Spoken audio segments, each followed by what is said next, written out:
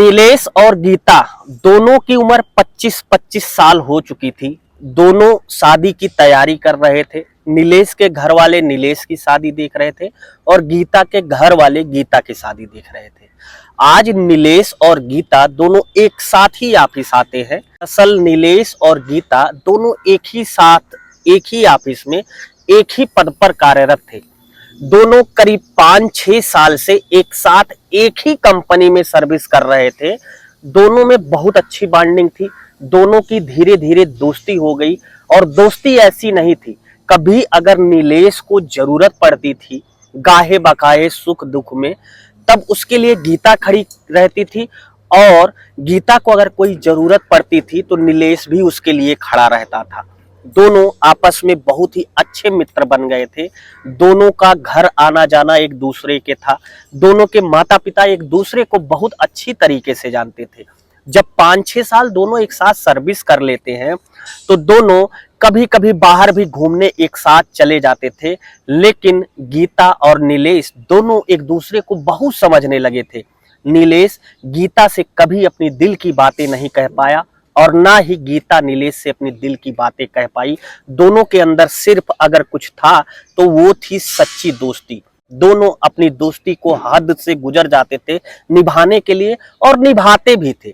अचानक एक दिन नीलेश और गीता जब ऑफिस पहुंचते हैं तो नीलेश से गीता पूछती है कि क्या हुआ, तुम्हारी तो सगाई होनी थी कामनी से, तुम लड़की देख आए। तब नीलेश गीता से कहता है कि हाँ गीता, मैं लड़की देख आया। तो वो बोलती है कि कामनी तुम्हें कैसी लगी। तब नीलेश गीता से कहता है कि कामनी जैसा मैंने सोचा था उससे कई गुना अच्छी है, बहुत ही समझदार है, देखने में बहुत ही सुंदर है और बहुत ही चीजों को अच्छी तरीके से समझने वाली पत्नी मुझे मिल रही है।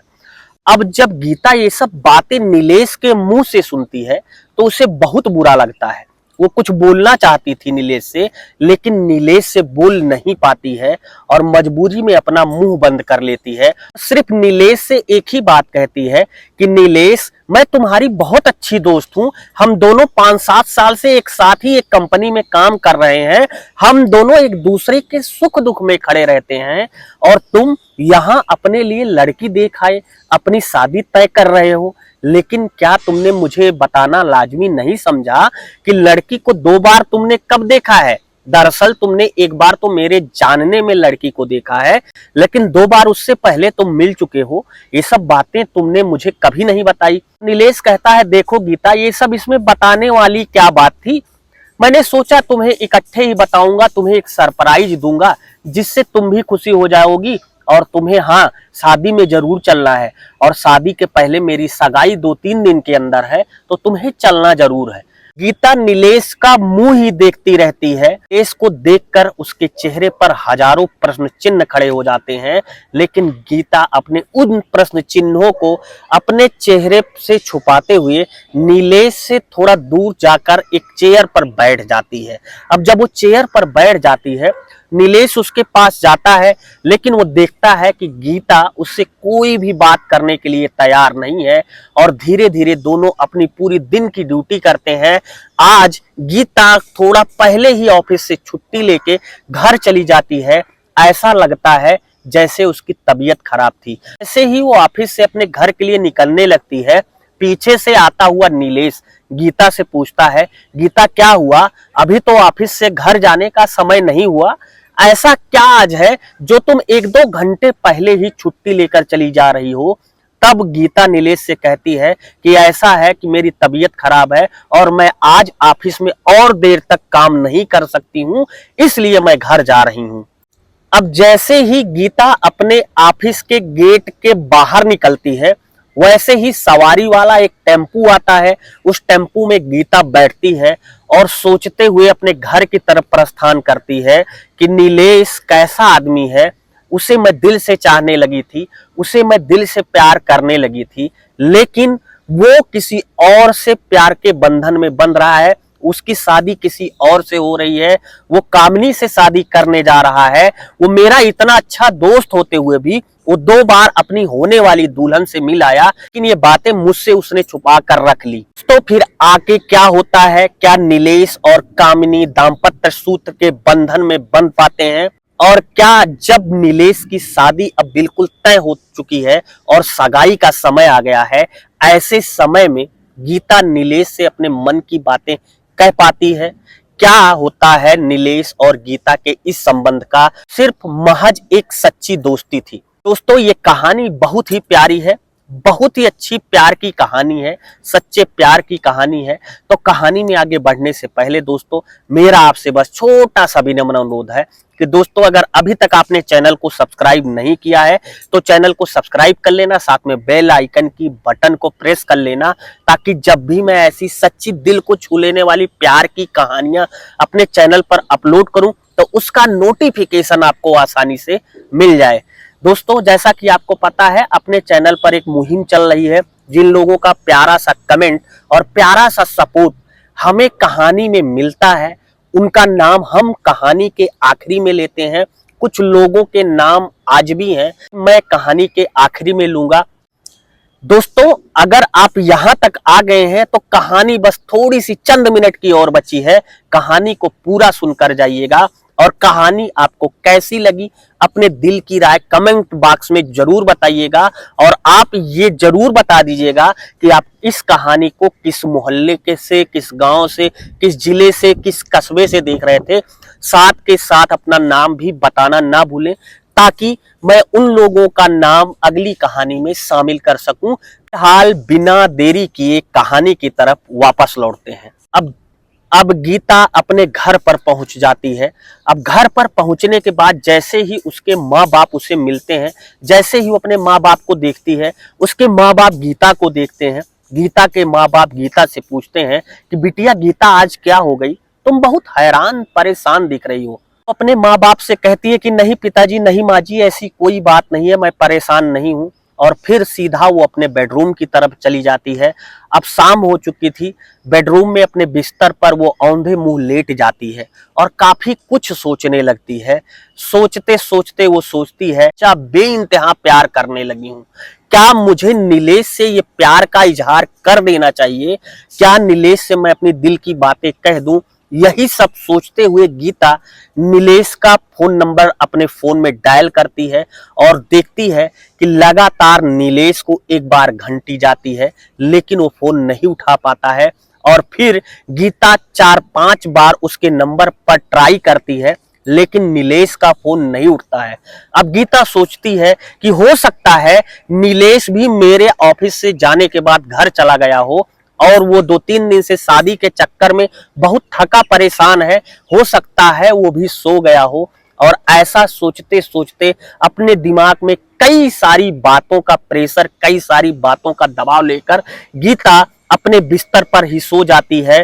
करीब 10-10:30 बजे उसकी माताजी खाना लेकर आती हैं और कहती हैं कि बिटिया गीता, लो खाना खा लो, रात बहुत ज्यादा गुजर गई है और तुम थकी लग रही थी। तुम्हारे चेहरे को देखने के बाद ऐसा लग रहा था जैसी तुम्हारी तबीयत खराब है, हो सकता है तुमने दवा ववा खाई हो, इसीलिए बिटिया मैंने तुम्हें जगाना लाजमी नहीं समझा, लेकिन तुमने 1-2 घंटे आराम कर लिया है, अब तुम खाना खा लो। वो अपने माँ से कहती है कि नहीं माँ जी, मैं खाना नहीं खाऊंगी। और फिर उसके बाद वो सो जाती है, और सोकर जब सुबह उठती है, देखती है, वो सबसे पहले खुशी होती है कि हो सकता है कि नीलेश का फोन मेरे पास आया हो। वो अपने फोन को चेक करती है, लेकिन नीलेश का कोई भी फोन कॉल उसके फोन पर नहीं आया था। वो अब ये सोचती है कि नीलेश पूरी तरीके से बदल चुका है, क्योंकि उसकी शादी कामिनी से हो रही है, और नीलेश ने ही अपने मुंह से कहा था कि कामिनी बहुत ही सुंदर और बहुत ही अच्छी लड़की है, बहुत ही सभ्यवान, बहुत ही संस्कारी लड़की है। वो ये सब सोचकर आज ऑफिस से छुट्टी ले लेती है और पूरा दिन घर पर सोच विचार में पूरा दिन ही गुजार देती है। अगले दिन अब गीता को ऑफिस जाना था। वो बुझे मन से ऑफिस जाती है और ये सोचती है कि आज तो नीलेश की सगाई का दिन है, और आज ही नीलेश की सगाई है, और मुझे उसने बाकायदा कार्ड भी दिया है और उस होटल का पता भी दिया है जहां पर नीलेश की सगाई होनी है। फिर वो सोचती है कि नहीं, मैं नहीं जाऊंगी।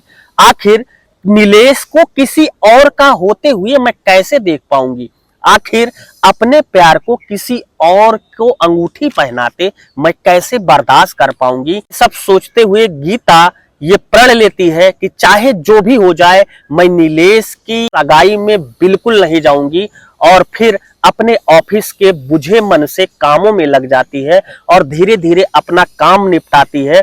और फिर उसकी निगाह जब एक बार घड़ी पर पड़ती है तो वो देखती है 6 बज गया है। जिस कार्ड पे नीलेश की सगाई के होटल का एड्रेस था, वो एड्रेस को ध्यान से पढ़ती है और सोचती है कि अभी 2 घंटे बचे हैं, लेकिन मुझे तो जाना नहीं। और फिर ये सब सोचकर वो अपने फोन को बंद कर लेती है। सोचती है कि अब न नीलेश की कॉल आएगी और ना ही मैं वहां जाऊंगी। लेकिन जैसे ही वो ऑफिस से बाहर निकलती है, देखती है कि ऑफिस के कई लोग नीलेश की सगाई में जा रहे हैं। अब उससे भी बर्दाश्त नहीं होता है। वो सोचती है कि चलो चाहे जैसा भी हो, मुझे वहां पे जाना चाहिए, क्योंकि मेरी दोस्ती उससे बहुत तगड़ी थी, हम दोनों बहुत अच्छे दोस्त थे। हो सकता है मेरी दोस्ती को वो समझ लिया हो, लेकिन मेरे प्यार को नीलेश समझ ना पाया हो।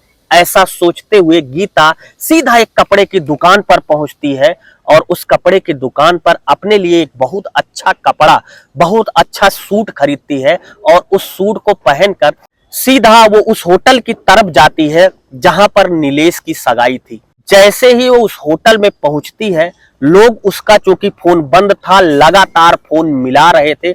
जैसे ही वो उस होटल के अंदर प्रवेश करती है, वो देखती है कि उसकी बहन उसे वहां मिलती है, उसकी माँ वहां मिलती है, उसके पिताजी वहां मिलते हैं।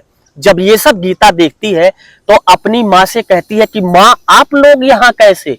तो उसकी माँ और पिताजी और बहन कहते हैं कि सबसे पहले ये बताओ गीता कि तुम्हारा फोन किस लिए स्विच ऑफ था? मेरा फोन मेरा है, मैंने वैसे ही स्विच ऑफ कर लिया था, इसमें इतनी बड़ी बात क्या है? तब उसके घर वाले उसे बताते हैं कि बिटिया, दरअसल नीलेश ने उन्हें भी इनवाइट किया था, उन्हें भी निमंत्रण दिया था, और नीलेश के कहने पर ही वो लोग सगाई करने के लिए उस होटल में आए हैं। जब तक ये सब बातें हो रही थी, तब तक गीता की बहन गीता से कहती है कि बहन, हमारी ही बहन की सगाई है और हम होटल में ना आए।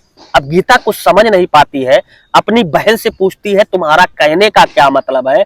तो उसकी बहन कहती है कि गीता बहन देखो, दरअसल सगाई किसी और की नहीं बल्कि तुम्हारी और नीलेश की है। जब वो ये सारी बातें सुनती है तो उसकी माँ और उसके पिताजी भी कहते हैं कि हाँ बेटा, जो तुम्हारी बहन कह रही है वो 100% सही है। जो तुम्हारे पास कार्ड है उस कार्ड को निकालो। तो वो उस कार्ड को अपने पर्स से निकालती है तो उस कार्ड में कामिनी का नाम रहता है, जबकि उनके माता पिता के पास जो कार्ड गया था उसमें गीता का नाम रहता है। जब वो ओरिजिनल कार्ड को देखती है तो सब कुछ धीरे धीरे समझने की कोशिश करती है और अपने माता पिता से पूछती है कि नीलेश आखिर कहाँ गया। तो उसके माता पिता और नीलेश के घर वाले भी सब लोग उस होटल में इकट्ठा हो जाते हैं और कहते हैं कि नीलेश तुम्हें ढूंढने गया था, दरअसल तुम्हारा फोन स्विच ऑफ हो गया था। अब वो तुरंत ही अपना फोन ऑन करती है और जैसे ही वो फोन ऑन करती है वैसे ही नीलेश की कॉल आती है। नीलेश उससे पूछता है गीता तुम कहाँ हो? तो वो कहती है कि मुझे जहां होना चाहिए था मैं इस समय वहीं हूं, मैं बिल्कुल सही स्थान पे हूं। तब नीलेश गीता से कहता है कि गीता, क्या तुम उस होटल में हो जहां पे हमारी सगाई है? तो गीता कहती है कि हाँ, मैं उसी होटल में हूं जहां पे हमारी सगाई होनी है। अब नीलेश कुछ ही देर बाद भागा भागा उस होटल में पहुंचता है और नीलेश को जैसे ही गीता देखती है, गीता नीलेश को गले से लगा लेती है। दोनों एक दूसरे को सीने से लगाकर काफी देर रोते हैं। अब गीता नीलेश से कहती है कि नीलेश, तुमको ये सब करने की क्या जरूरत थी? मैं तुमसे बहुत बेइंतहा प्यार करती थी, लेकिन तुमने मुझे इस तरीके से सरप्राइज क्यों दे दिया कि मैं बिल्कुल परेशान और हैरान रह गई। तुम्हें कैसे लगा कि मैं तुमसे प्यार करने लगी हूं? तुम्हें कैसे लगा कि मैं तुमसे शादी के बंधन में बन जाऊंगी? तुम्हें कैसे लगा कि मैं तुम्हारी जीवन साथी बन जाऊंगी, जबकि इस बारे में तुमने मुझसे कोई बात ही नहीं की? तब नीलेश कहता है, सल हम 5-7 साल से एक दूसरे के साथ सर्विस कर रहे हैं और इस दौरान मैंने तुम्हें देखकर जान लिया था कि तुमसे अच्छी जीवन साथी मुझे इस पूरे जीवन में नहीं मिल सकती है। अभी कहती है कि नीलेश, ये बात हकीकत है कि तुमसे अच्छा जीवन साथी मुझे जीवन में कभी नहीं मिल सकता है। मैं भी तुमसे प्यार का इजहार करना चाहती थी, इसलिए मैंने तुम्हें रात में फोन मिलाया था, लेकिन तुमने फोन क्यों नहीं उठाया। नीलेश कहता है कि दरअसल मैं तुम्हें सगाई के दिन एक बहुत बड़ी सरप्राइज देना चाहता था। अब दोनों के पारिवारिक जनों के बीच दोनों की सगाई हो जाती है और कुछ दिन बाद ही नीलेश और गीता की शादी हो जाती है। हंसी खुशी अपना जीवन गुजारने लगते हैं। कई बार ऐसा होता है जब एक व्यक्ति किसी दूसरे व्यक्ति से प्यार करता है और ये समझता है कि शायद वो सामने वाला व्यक्ति उसकी कदर नहीं कर रहा है, लेकिन हमेशा ऐसा नहीं होता है। अगर आप किसी से सच्चा प्यार, दिल से प्यार करते हैं तो आप यकीन मानिए सामने वाला भी आपको उतना ही प्यार करता है। बात अलग है कि वो मजबूरी में अपने प्यार का इजहार ना कर पाए। दोस्तों, तो ये थी आज की कहानी आपको कैसी लगी कमेंट बॉक्स में जरूर बताइएगा। अब उन लोगों के नाम जिनका प्यारा सा कमेंट हमें पिछली कहानी पर प्राप्त हुआ था, उनके नाम है सावन कुशवाहा है, हरदोई उत्तर प्रदेश से, कपिल कुमार है, साहिल है, शैलेंद्र कुमार शर्मा कन्नौज से हैं, जयंती देवी है, कोरा जहानाबाद फतेहपुर यूपी से, गिरीश शर्मा है, राधे श्याम है, राम अवतार पाल है अकबरपुर उत्तर प्रदेश से, इरशाद अहमद है गांव बरौली सहारनपुर से, दीपाली वर्मा है, अशोक कुमार झा है, शुभम तिवारी है, प्रताप हिडमैन है। दोस्तों, ये थे उन लोगों के नाम। आपसे छोटा सा विनम्र अनुरोध है कि जब आप कमेंट करा करिए कि आप किस जगह से कहानी को देख रहे हैं, तो अपना नाम भी और पूरा पता कि आप किस मोहल्ले से, किस जिले से, किस जगह से आप कहानी को देख रहे थे, ताकि दोस्तों हमें भी ये समझ में आए कि हमारी कहानी कहाँ तक पहुंच रही है। फिलहाल कहानी कैसी लगी, मुझे उम्मीद है कहानी आपको अच्छी जरूर लगी होगी। मिलता हूं एक नई कहानी के साथ आपको जल्द ही, तब तक के लिए दीजिए इजाजत। जय हिंद, वंदे मातरम।